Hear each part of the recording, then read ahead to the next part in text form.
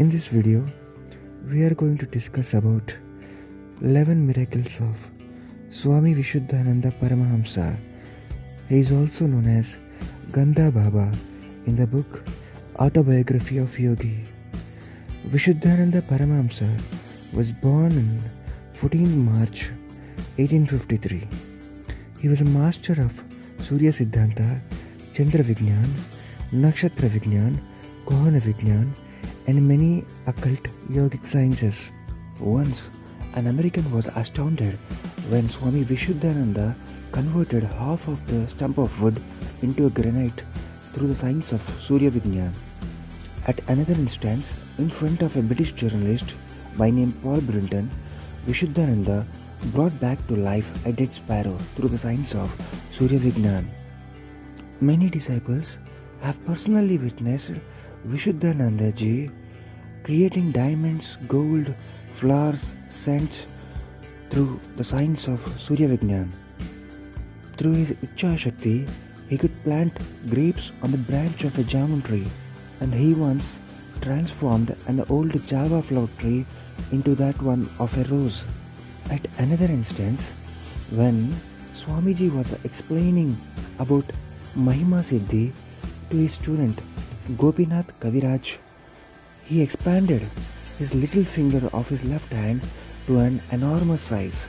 One day, an 80-year-old girl came to Baba and said to him, "Baba, I saw a dream last night where I carried you in my lap." Baba laughed heartily and took her into a room.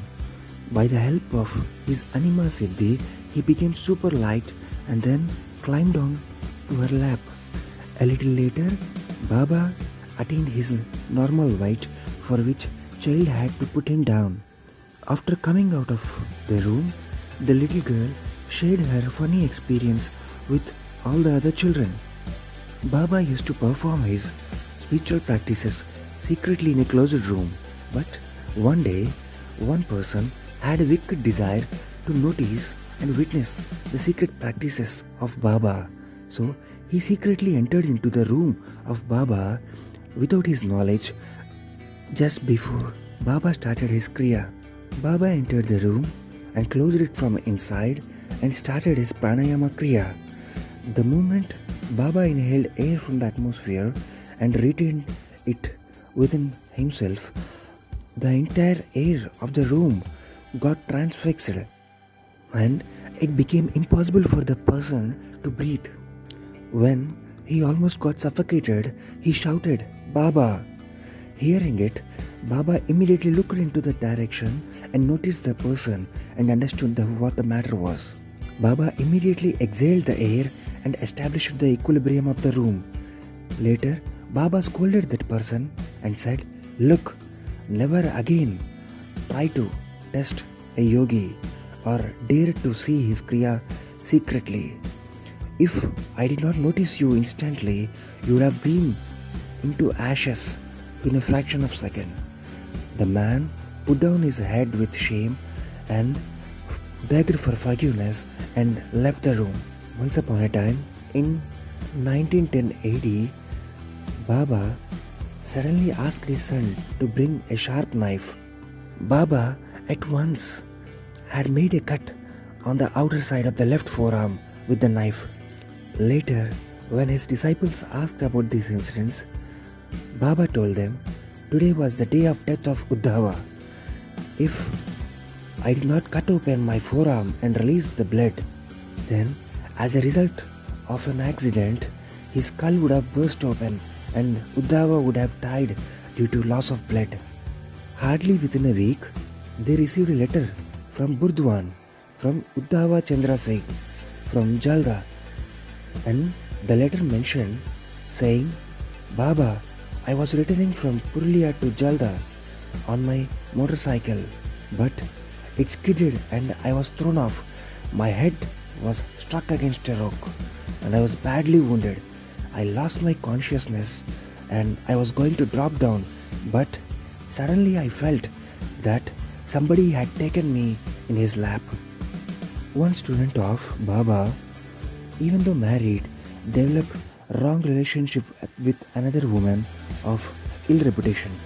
After initiation, Baba tried his level best to reform his ways, but the woman would not leave him and kept on enticing him. One midnight, he got an opportunity when he noticed that his wife was in deep sleep.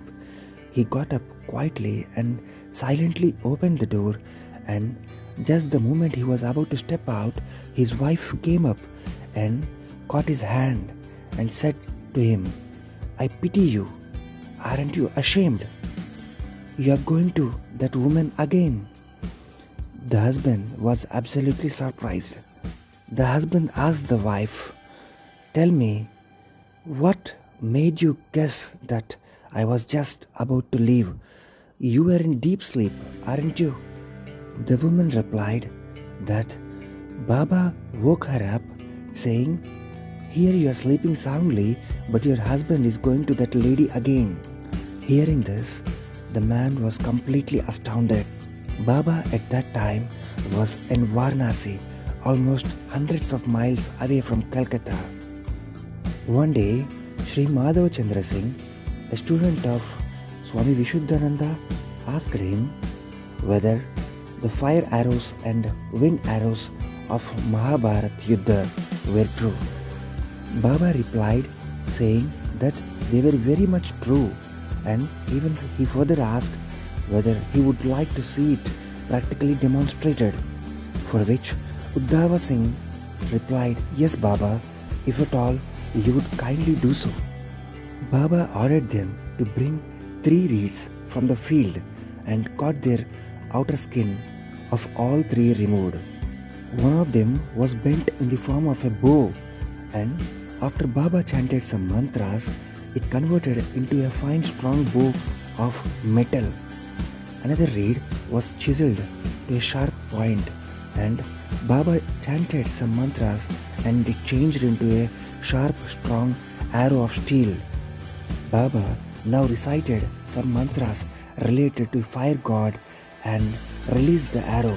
The moment he shot the arrow, it went a long distance and struck a banyan tree standing in front, and it was set ablaze. Entire fire brigade could not put off the fire. Baba now took the 3rd reed and again, by the use of some mantras, made an arrow out of it, and this time, using mantras, he invoked water god Varna Devata and implanted Varun into his arrow. Now, Baba released the arrow and shot it at the burning banyan tree, and this time, this arrow could put out the fire of the burning tree. Then, later, Baba chanted some mantras onto the bow and those 2 arrows, which reverted back as ordinary reeds. One day, a disciple of Baba, who was posted as sub-inspector of police, was going on inspection on his horse. Then he noticed a young lady who was carrying a pitcher of water back to home. This man got extremely attracted to her and, with a wrong intention, started following her. Suddenly, his horse shot into a gallop as if it was hit by a sharp whip, and this man all of a sudden fell down and injured himself. In the evening, when this man went to Baba, Baba asked him, "Hello, how did you enjoy your horse gallop today? And if I did not stop your horse at that particular moment, your wrong intention would have caused immense harm to that lady." Baba warned him against his sexual impulses in the future. On occasion, when Baba was living a life of brahmachari, he had to depend on food given by householders by the means of begging. At one instance, for almost continuously 3 days, he did not receive any food from any house. Probably this was examination of Mother Goddess. On 3rd day, Baba felt asleep during meditation. On waking up, he was surprised to see his favorite dishes appearing spontaneously in front of him inside the cave. And quite obviously, all this happened by grace of Mother Goddess. And the next story teaches that any spiritual master continuously keeps watch over his disciple. One of the disciples of Baba was advocate in the High Court of Calcutta. When he came to visit to Baba, Baba asked him, "Are you regularly practicing your Kriya?" To which the advocate replied, "Yes, Baba." Then Baba answered, "Look, just one day before, a client called for you and you instantly wrapped up your puja asan and came out to meet him, and you started discussing legal suits with him for almost 2 hours, and that night you never did your kriya again. And if you continue this process, how will you expect any progress?" The advocate admitted his mistake and was ashamed, and later another disciple asked Baba, "Baba, do you keep watch over all the actions of your students?" For which Baba replied, "Yes, I have to, because I am your spiritual guru." One day, a Rana from Nepal came all the way to Baba, who was staying in Calcutta. The Rana pointed towards his daughter and said to Baba, "Baba, I love my daughter extremely, but she is suffering from mental disease, for which we tried many medicines, but none of them could offer cure." The Rana asked for the blessings of Baba and requested him to cure his daughter. Baba smiled, looking at the girl, and he clasped her head with his hands for a while and said to her, "Mother, henceforth your disease is completely cured." The Rana thanked Baba and left that place. After the departure of Rana, Baba related an old incident about the period when Baba was doing penance in the forest of Nepal, when Rana of Nepal came all the way to him and requested Baba whether he can be of any help to Baba, for which Baba requested him to provide with logs of wood for his austerities. Within a short time, Rana provided Baba with logs of wood in sufficient quantity for Baba's dhuni. This story teaches us that whatever service we render to the spiritual master, we get back in an amplified fashion. Swami Vishuddhananda's brother's name was Bhutnath, and he was suffering from a chronic disease for which no medicine could give any relief. But Swami Vishuddhananda could cure his brother's disease just by a gaze using his yogic powers. But Swami Vishuddhananda ordered his brother not to consume onions or eggs any time in the near future. But in spite of the order of Swami Vishuddhananda, his brother Bhutnath continued to consume onions and eggs. After a while, the disease reoccurred as predicted by Swami Vishuddhananda. Seeing the agony of the mother, Swami Vishuddhananda appeared in front of her even though he was at a very distant place, using his yogic power. He explained his mother that his brother has went against his instructions and the disease cannot be cured now. Baba even predicted the time and date of the death of his elder brother. After a few days, on the day and the time that Baba predicted, his elder brother died and his mother was grief-stricken. Even though Baba stayed at a long distance, he appeared spontaneously in front of his mother and consoled her and relieved the pain of the mother just by his mere touch. After some time, the relatives fixed the match for the daughter of Bhutnath, for which Swami Vishuddhananda neither accepted nor rejected. After the marriage, Swami Vishuddhananda revealed with regards to the future of his niece, saying that she is destined to become a widow just few days after her marriage, and it proved to be true.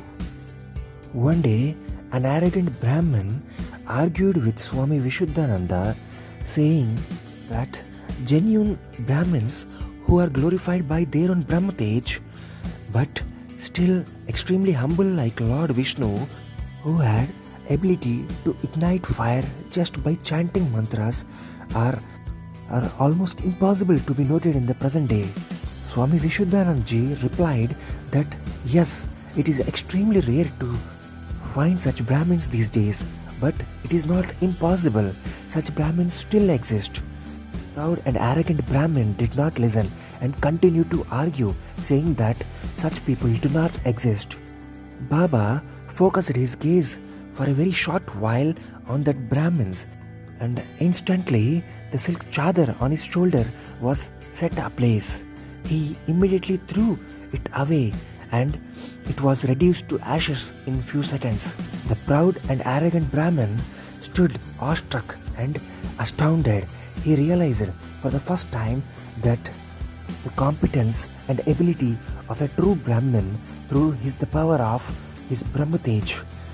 Swami Vishuddhananda then said to the Brahmin, "For igniting fire, I don't need mantras.